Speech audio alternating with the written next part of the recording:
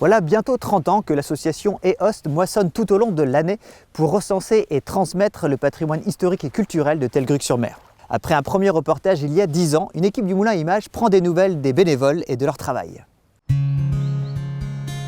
Randonnée découverte, soirée conférence, rénovation du petit patrimoine, les bénévoles de l'association EOST à Telgruc-sur-Mer s'engagent tout au long de l'année pour préserver et faire connaître le patrimoine de leur commune. Nous avons écrit des ouvrages, au début c'était sur la connaissance géographique des activités économiques aussi, et puis surtout sur la toponymie de la région. Ensuite, on a fait des livres sur les 2 conflits mondiaux. Là, nous en arrivons au numéro 15. Le titre, c'est Patrimoine breton, Glade Terruc en breton. Nous avons ici répertorié le breton spécifique à Telgruc, avec toute la partie costume et coiffe, parce que chaque commune finalement se démarquait des autres par son parler et son habillement. À EOST, Marie possède un savoir et un savoir-faire précieux sur les coiffes et l'habillement en général. Alors on va descendre du Ménéum déjà et on rentre dans 3 pays, c'est-à-dire les Glaziques, les Rouziques et les Pennes-Sardines. Et les Pennes-Sardines, dont je fais partie parce que je suis à Telgruc, vont jusqu'à Crozon, Camaret, Roscanvel, Lanvéoc. Ça, ce sont des Pennes-Sardines. Aucune coiffe ne se montait pareil.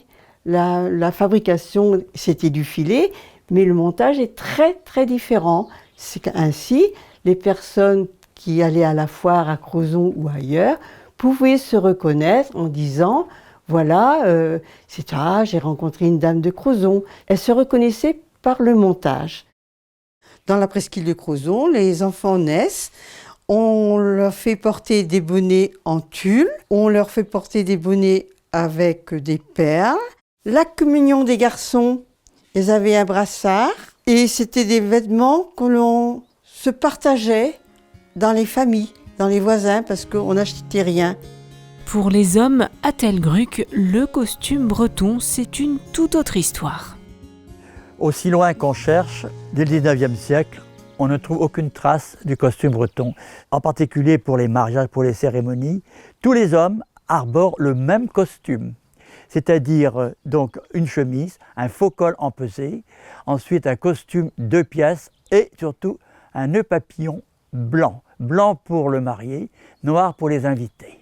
Il n'y a pas du tout de disparité sociale, ni de besoin, ni d'envie de briller par rapport aux autres. L'association EOST, c'est aussi l'emblématique moulin de Luséoc, inauguré officiellement en juillet 2016. On a eu quand même plus de 10 000 visites depuis ces 10 ans. Le site est magnifique et on comprend pourquoi le moulin peut être construit à cet endroit-là. Dans toute la presqu'île, dans tout le Nord Finistère, c'est le seul moulin qui soit visitable et qui fonctionne. Ça serait très agréable si nous avions effectivement un renforcement de notre effectif et un rajeunissement. Il est temps qu'on assure la relève. Le moulin là, va être ouvert pour les journées européennes des moulins le 16 mai et il va fonctionner, il sera ouvrable jusqu'à fin septembre.